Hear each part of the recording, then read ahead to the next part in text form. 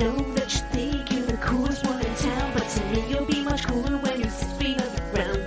Some of us are crazy, some are smart and brave. Well, it doesn't really matter, we all end up in the grave.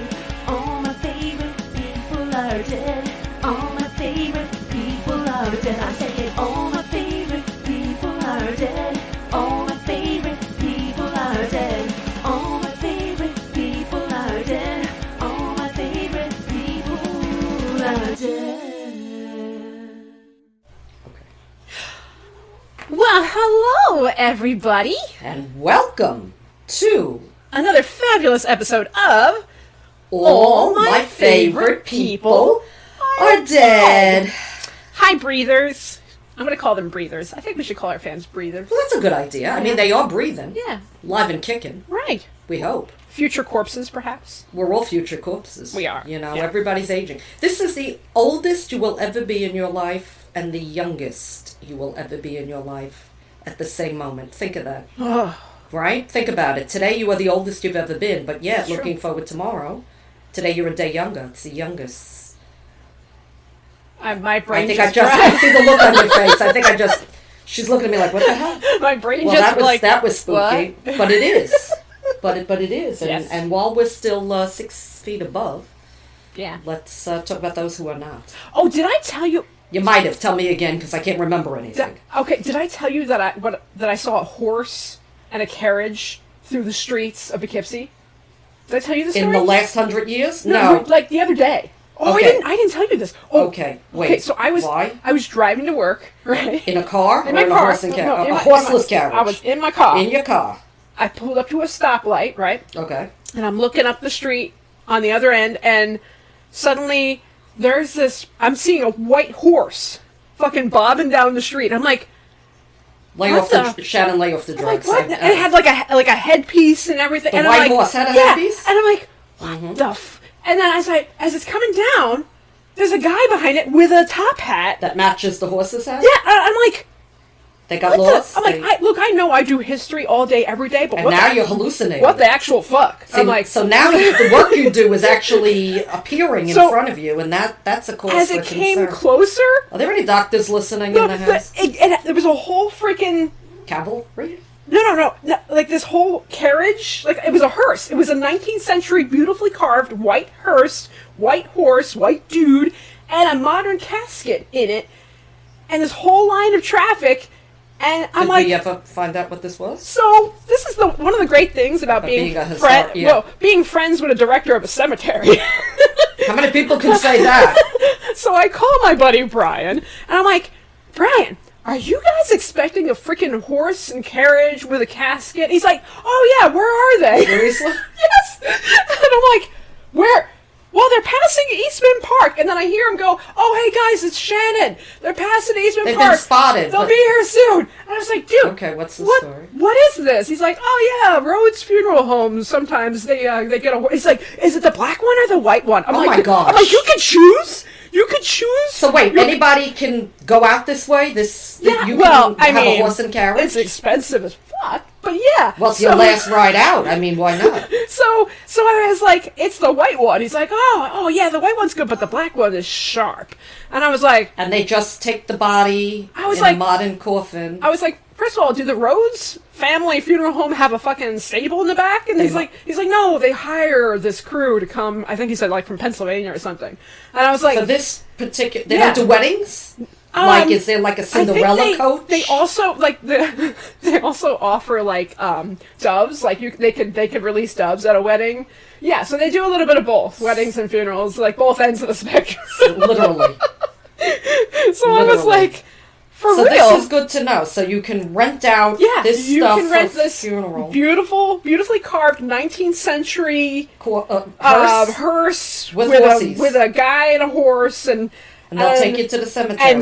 and I'm like, this is, dude, when I die, this is what I want at my funeral. Yeah, I want to who wouldn't? I want to piss off everybody on their lunch hour traffic. That's right. And say, what the hell? I'm like, you're not going to know who I was in life, but you're going to fucking remember my funeral. So you don't have to go to Central Park for this. You can do it here. You could do it here. I was like, this is wild.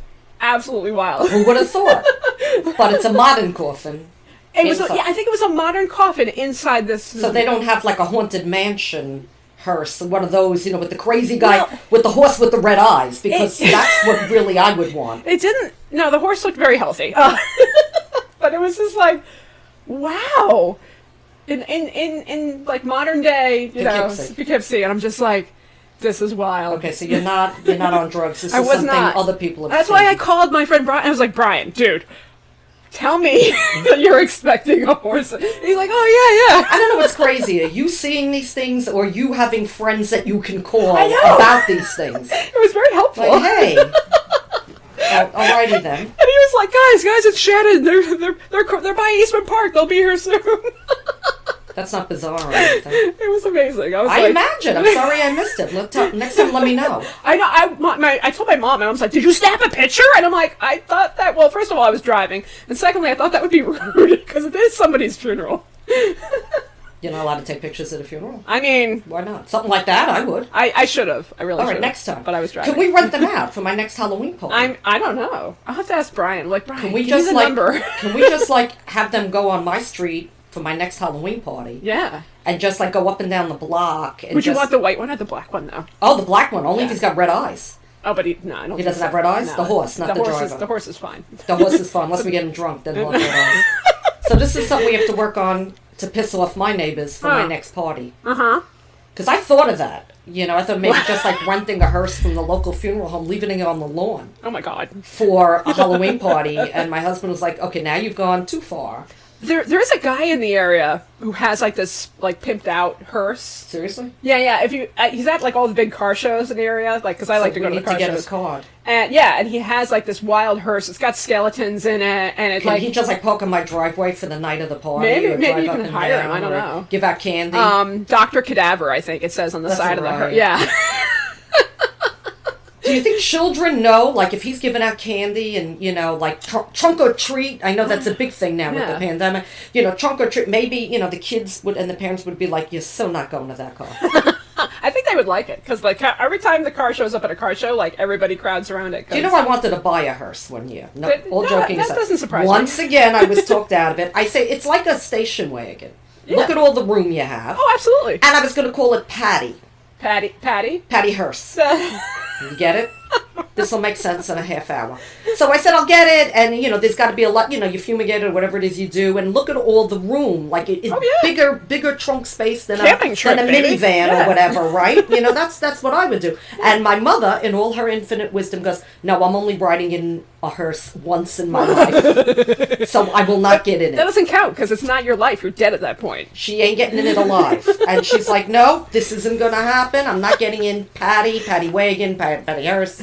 So we got a minivan instead. That is cool. Which was not cool. Which was not cool. But anyway. Okay, so we've been talking about hearse Dead vehicles. and dead vehicles that transporting the dead. All our favorite vehicles. Yeah. So dead people. We're gonna do a sports issue today. Let's do a sports issue today. Yeah. So I'm gonna let you go first, Sue. The 5 S's of sports. The 5 S's of sports. Stamina, speed, strength, skill, and spirit.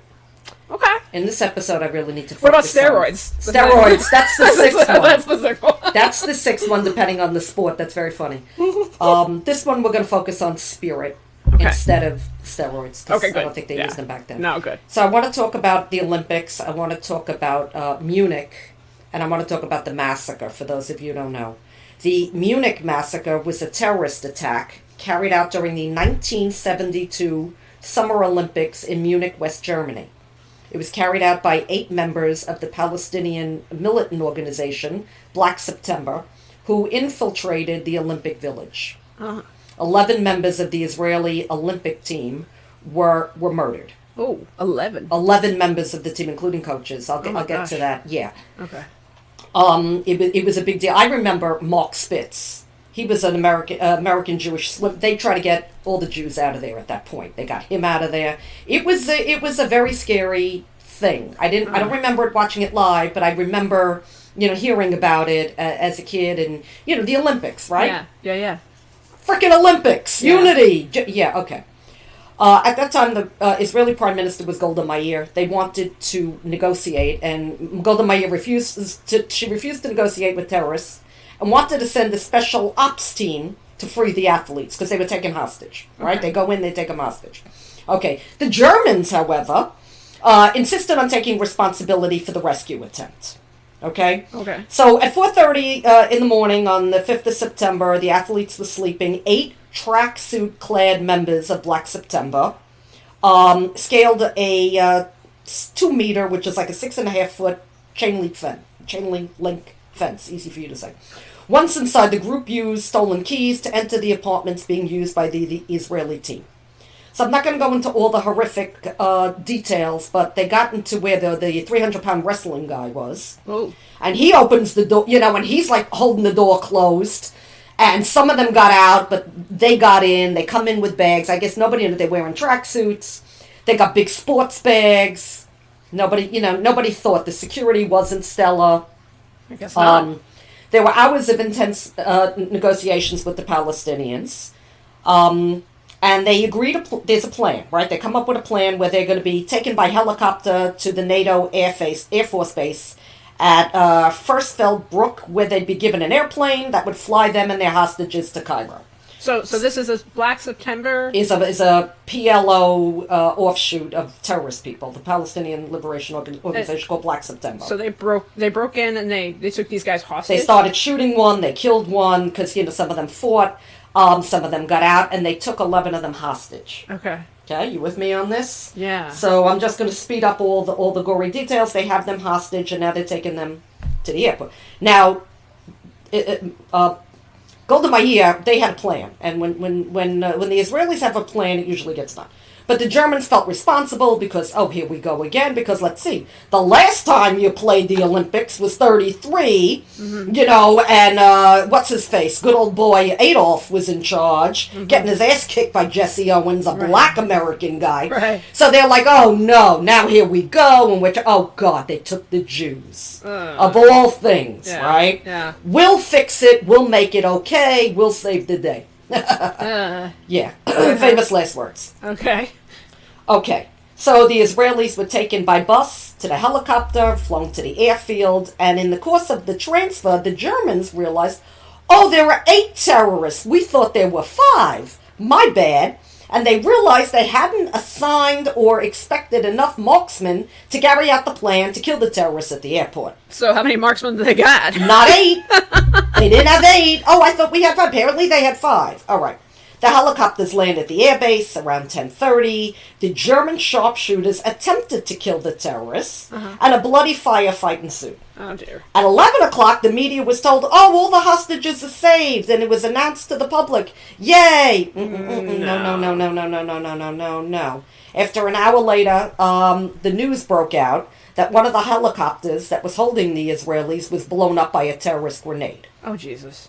Okay, the remaining 9 hostages in the second helicopter were shot to death by one of the surviving terrorists.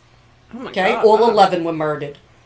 Okay, okay, you with me? Yeah. Yeah. I want to call an awareness to this. I'm not going to go into the details. I'm just going to give you the heads up on the situation if you never heard about it.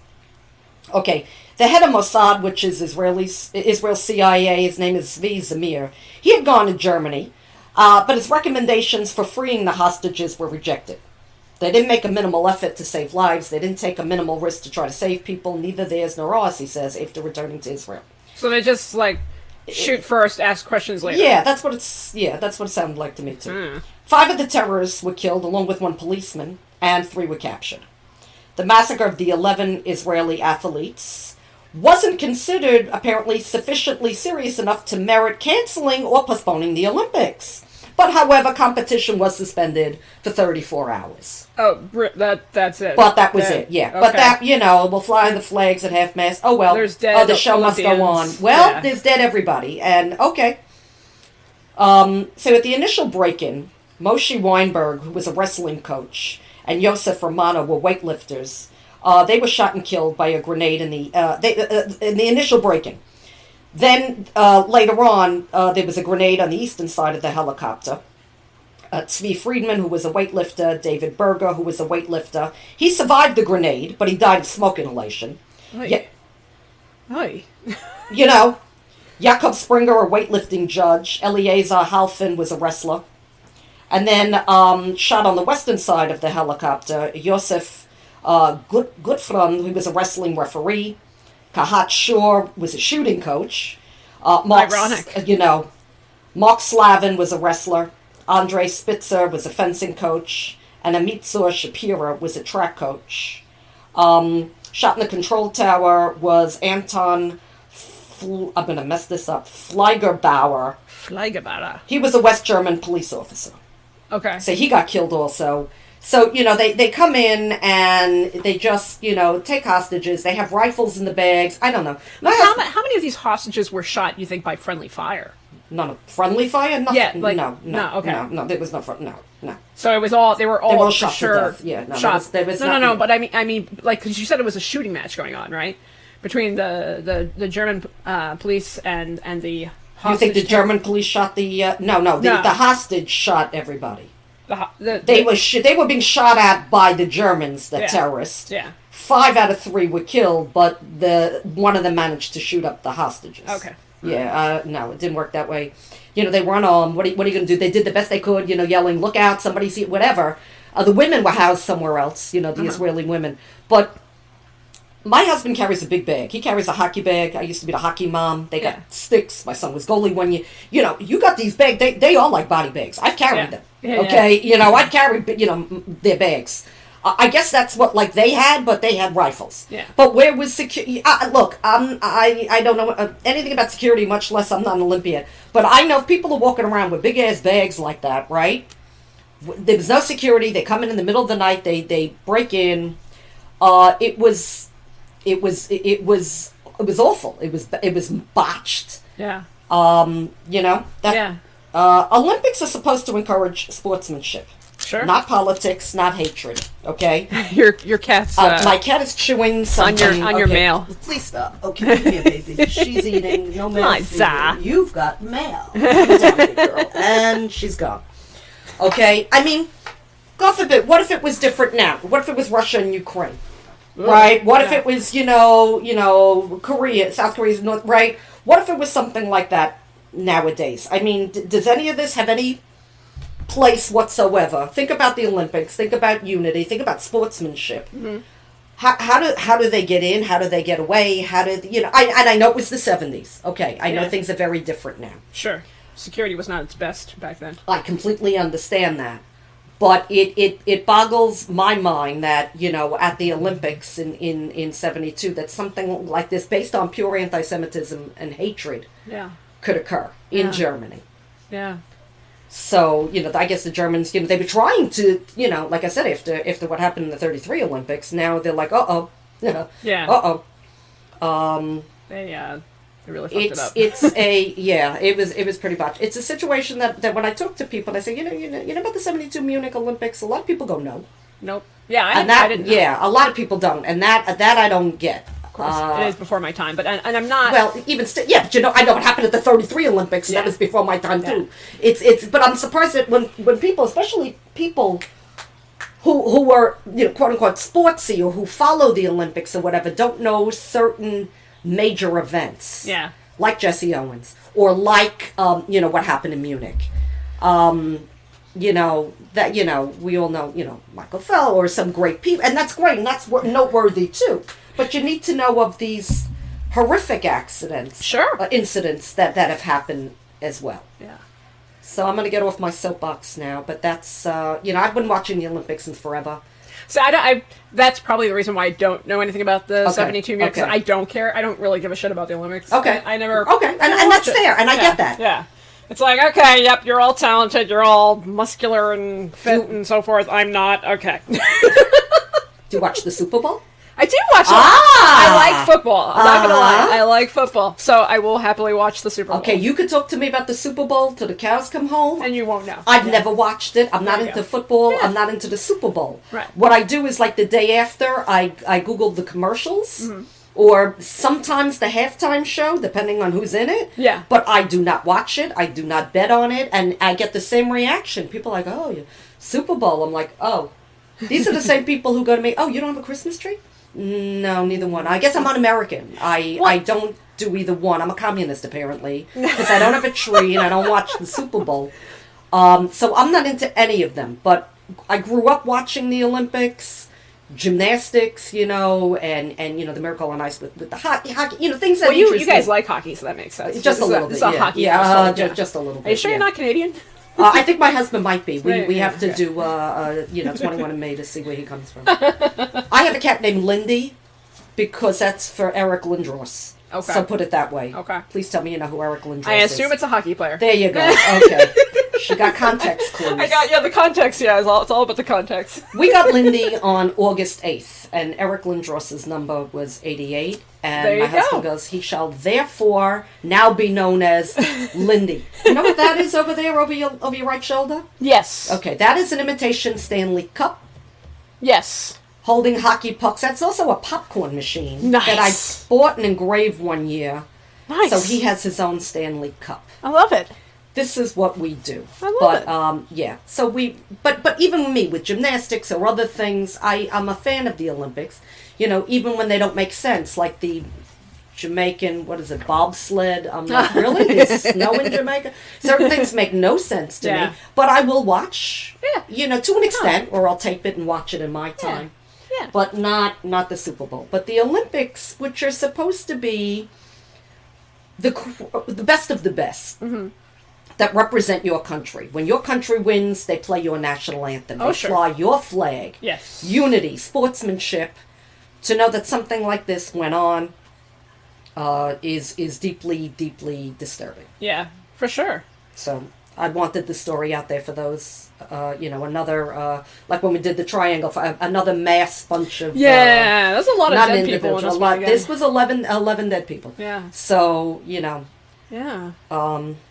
I think That's it's my important, story. when we talk about our favorite dead people, like you said, to talk about instances where bits important parts of history where a bunch of Right. people died, and this is what happened, and this is what we have to Right. remember and not forget. So yeah, that's all. Somebody asked me that. What kind of name is all my favorite people are dead? I said, well, it's history. I said, Yeah. well, what would you call our podcast, right? Right. Talking about, people who, we could have called it people who have maybe contributed something to society, people you may not have known about, somebody who may have done, those are too long. Yeah, they're a little bit Okay, long, yeah. so when we say they're our favorite dead people, it's not because we're happy they're dead. Right. Or not because we knew them and we were good friends with them. It's because they died and the legacy they left is something you need to know. Yes, exactly. So there. Perfect. I have spoken. Yeah. Okay, your turn. My turn. Tag, Okay. you're it. Okay. So I've got an interesting figure. Like, we were kind of discussing this ahead of time. Right. You said I should do Jesse Owens because of the Olympics theme, but I like I said, I feel like Jesse Owens has been done a lot. And It's true. It's true. He's well known. He's well known, right? He's awesome. His story is great. But also, he's a runner, and I can't run for shit. That makes two of us. However, I do enjoy cycling. Unless something is on sale. If I'm at the store or the mall and they announce clearance in aisle 5, you will see me book like nobody's business. Okay. Other than that, if you see me running down the street, Uh-huh. please know I'm being chased by a mugger. Gotcha. That this would not happen naturally. My husband is a runner. Yeah. Good for you. I do not run. I dance. I don't even know if I walk. I stagger. But I am not a runner. No, I don't. Yeah, So, I don't yeah. mess around with that. Yeah. So my favorite dead person is Marshall Walter Major Taylor. Never heard of him. Okay, good. This is something new. So I wanted to talk about an interesting figure in the world of cycling. Now, when people think of cycling, they think Lance Armstrong, That's right. the Tour de France, That's right. and That's doping.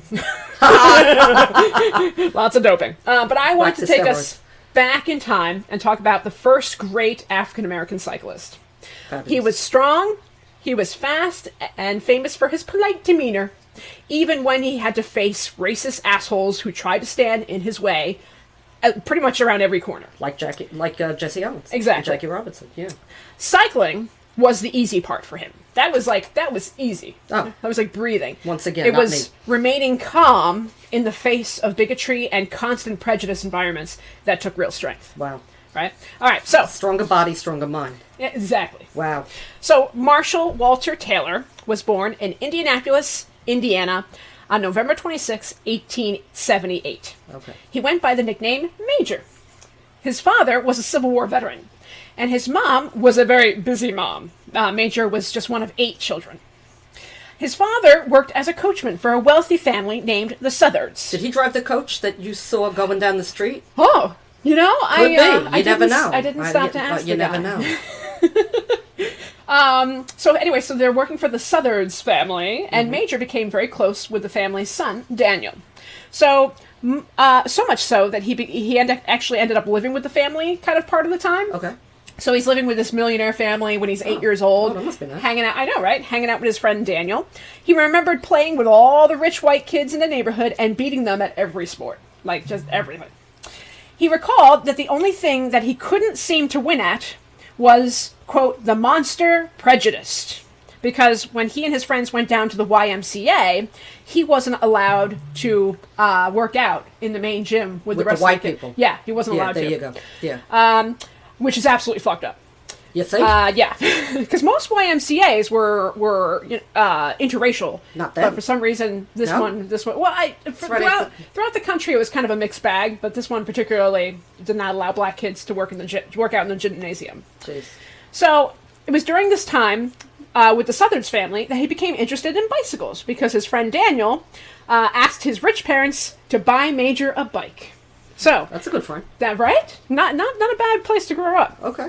So that's where he got his first bike from, and he was immediately hooked. Now, much to his dismay, the Southards moved away, and Major moved back with his family. Oh. No more millionaire lifestyle, Oh, no. but at least he had his bike. Okay. He decided to use this bike to master the art of trick riding. And in 1892, his tricks caught the eye of Tom Hay. Tom Hay was a bicycle shop owner who hired him to perform bicycle stunts in front of the shop. He put on these little shows. Oh, that's good for business. Yeah. He earned $6 a week for cleaning up the shop and performing the stunts. A lot of Plus, money back then. yeah. Plus, he got a free bicycle worth $35, which was a lot back then. was Like quite the nice. Cadillac of bikes. yeah. This is where he earned his nickname Major, because when he was performing these stunts, he'd wear this military uniform. Ah. Yeah. He won his very first race when he was 13 years old. Wow. It was a race hosted by the store that he worked for. His boss, Tom Hay, ringed him into it. Major actually remembered crying at the start of the race because he was like, I've never seen a bike race before. I don't know what I'm doing. What do I do? Wow. And Tom Hay, the store manager, is like, look, just give it a try. It was a 10-mile race. He's like, give it a try. I know this is a kind of a far race, which actually, I mean, I ride 10 miles every day, so I'm like, that's not that far. But I guess it was for them at the time. Plus, their bikes were a lot heavier and a lot wonkier than the bikes I have today. That's true. They were bulky, yeah. And I think their brakes were also a little bit Yeah, they must non-existent. have been, yeah. So anyway, so Major's like, I don't know if I want to do this, and the store owner's like, it's okay if you don't go all the way, just give it a try. He's like, if just do a couple miles and come back, no problem, you know. Okay. So as soon as the pistol was fired, he just took off. Bat out of hell. He was gone. There you go, yeah. You know, and he actually And ended he's still up, going. Yeah, and he actually ended up winning this race. And in his autobiography, he made it sound like it was 100 miles. Ride, Forrest, ride! Go! His muscles aching, the terror. You know, he ended up winning, and he got his first gold medal, and it was just like one of those like things where he's like, oh my god, I have a gold medal. I want more gold medals. There you go. This is it. So, Got the bug. the first of many gold medals. In the summer of 1892, he was beginning to take racing seriously. However, he was also encountering other cyclists who didn't want him racing just because of the color of his skin. Naturally. Don't you love it? Also because he was beating everybody's records. That's also another thing. In 1895, one of the greatest cyclists at the time, Walter Shannon, tried to set a record at a cycling track for a mile. He wanted to do the fastest mile on this track. And he did it in 2 minutes and 18 seconds. But just after he managed to beat this record, Major's friends snuck him onto the track so that he can attempt the record. And he hit the track, and he did it in 2 minutes and 11 seconds. He beat the greatest cyclist in the world by 7 seconds, which pissed off Sanger I imagine. and some of his friends.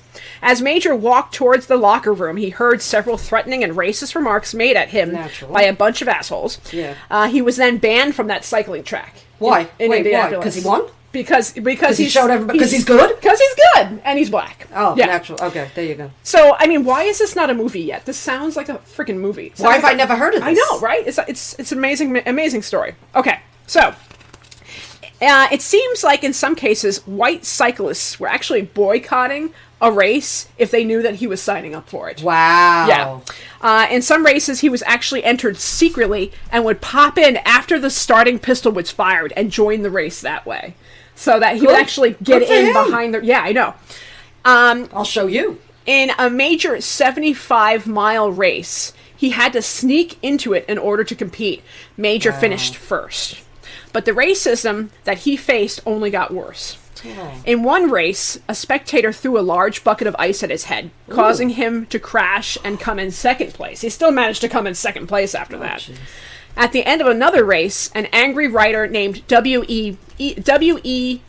Becker pulled Major off of his biker and choked him until he passed out. Nobody came to his aid? Nobody pulled him off? Eventually people pulled him off, yeah. Yeah, after he choked him and he was down, he's unconscious. He actually, literally ripped him off his bicycle and then got him on the ground and was choking him until he passed out. Yeah. Fucking asshat. So, you can just, it's like, what? Like, dude, can't you just be happy for this guy being an amazing cyclist?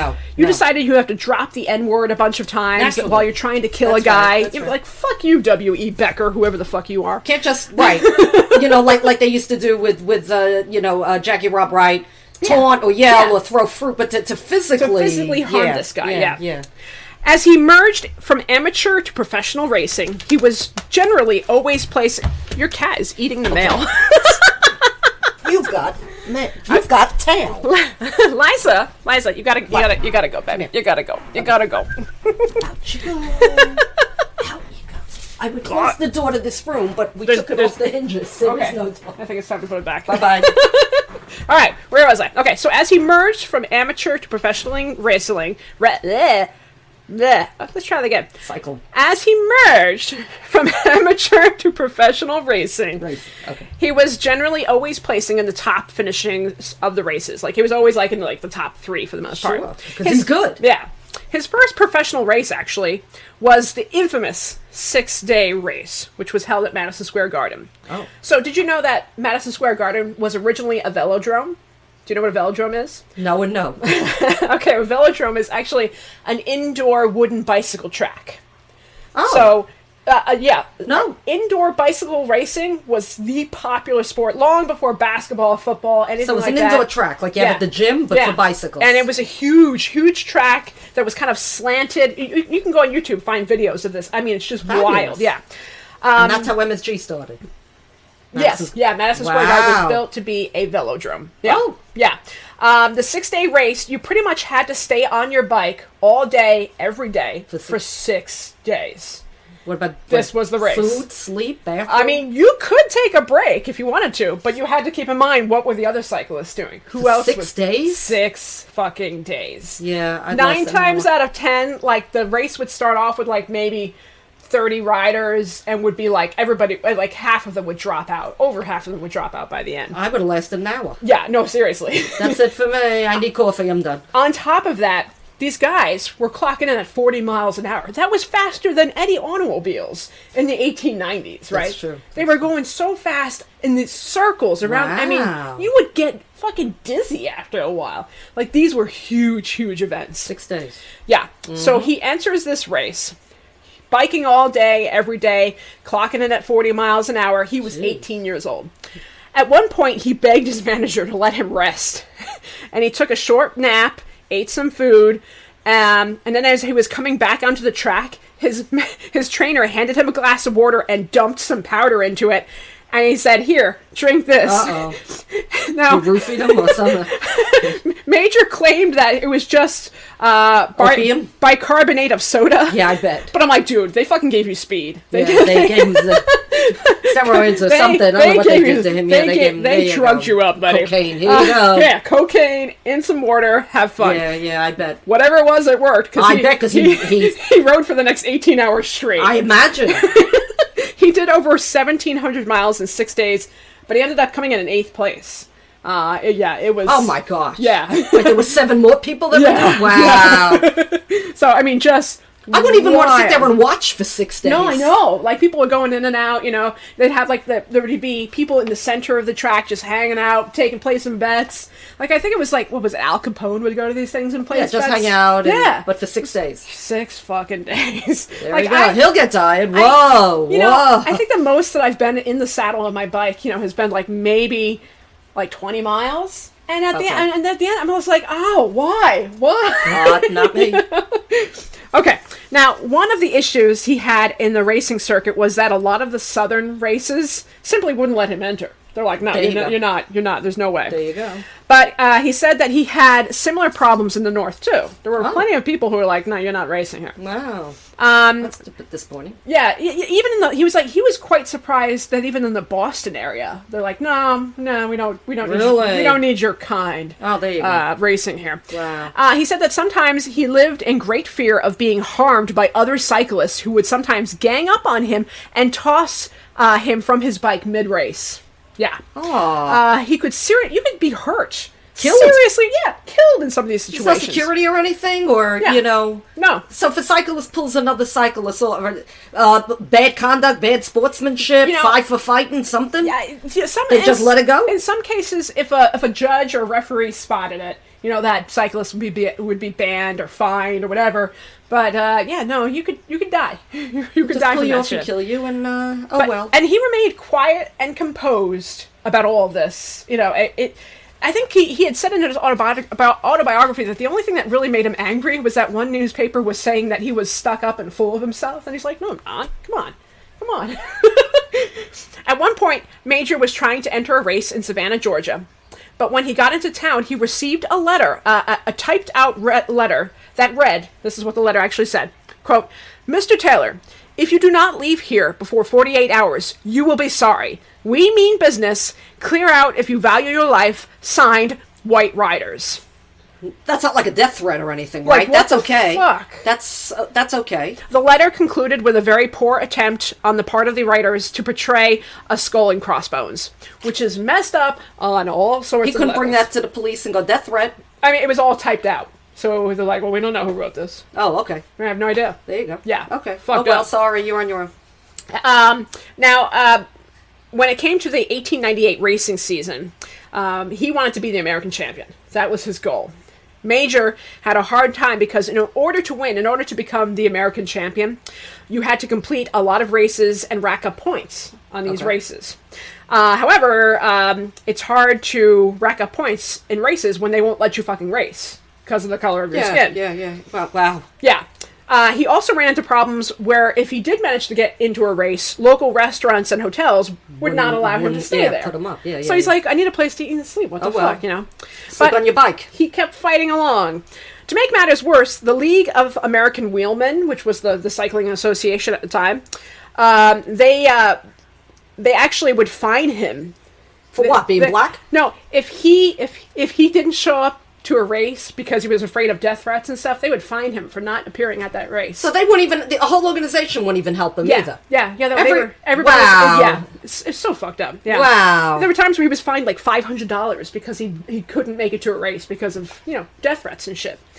So he wasn't able to win the championship in Did anybody 1898. support this poor Oh, sure. Yeah, there were plenty of people who supported him. Yeah. But there were a lot of cyclists who were just being total dicks about it. Yeah. So since he couldn't win the 1898 championship, he was determined to win the 1899. Okay. He started off by blowing everyone away by winning the world championship Good for in him. sprinting in Montreal. Okay. Then he broke the record for the fastest mile again in Chicago. Okay.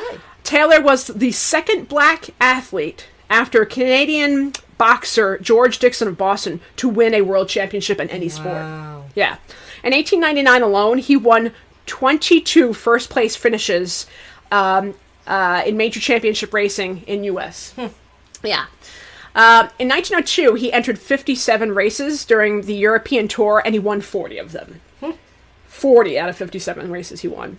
He was beating literally everyone. He was earning thousands of dollars in prize money during this time.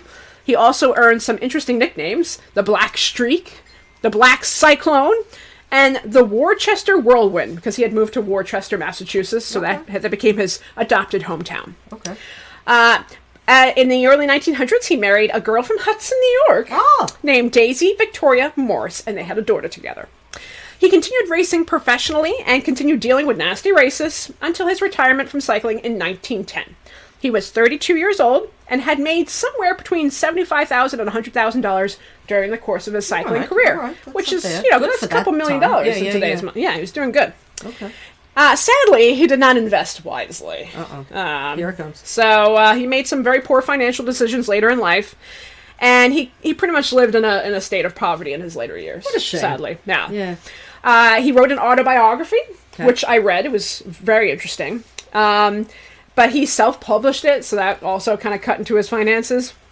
Eventually, his daughter and his wife departed. They kind of split ways in 1930, and he died from a heart attack on June 21st, 1932, at the age of 53. Too young. I know, very young. He was originally buried in a pauper's grave. Aww. Yeah. But years later, a bunch of cyclists, retired professional cyclists as himself, put together some money to have his remains moved to a better spot with a proper plaque that read, "World's champion bicycle racer who came up the hard way, without hatred in his heart, an honest, courageous, and God-fearing, clean-living, gentlemanly athlete. A credit to his race, who always gave out his best, gone but not forgotten." Oh. That's a nice plaque. I like that. Today, there are Hudson Taylor cycling teams and clubs, and he still clearly serves as an inspiration to many young cyclists, both black and white. I'm surprised I've never heard of this man. Right? Like you said, I'm surprised it hasn't been turned into a film. It's got to be a movie someday. For someone who went against all odds. I know. To pursue what he loved and to get so much opposition. Yeah. Is sad. I mean, but I'm glad again, we bring these things to light. Exactly. Because that's what we do. That's what we do. Yeah, he was a fascinating character and inspiring me and my big fat ass to get on my bicycle. Bicycle. Yeah. Queen song. All right. So there we are. A couple of sportsy stories, dead people. Sports stories of this episode. Does that make you guys want to get out there and that's right and get athletic and get those New Year's resolutions going? If anybody wants to go on a bicycle ride, see her, not me. I won't be doing it. No. I dance, but that's fine. Dancing is great. Yeah, not on a bicycle. That's a good trick. That's a good way. That's what Hudson was doing at the bicycle shop. Yeah, sure. Because I taught him that. Dancing and flipping and yeah, I bet. Alrighty. All right. Well, there we go. Well, thanks for listening, folks. We hope to see you. No, we hope to hear you. No, we hope you hear us. You hope you hear us on our next episode of All My Favorite People Are Dead. See ya. See ya, breathers. People are dead, I say it all.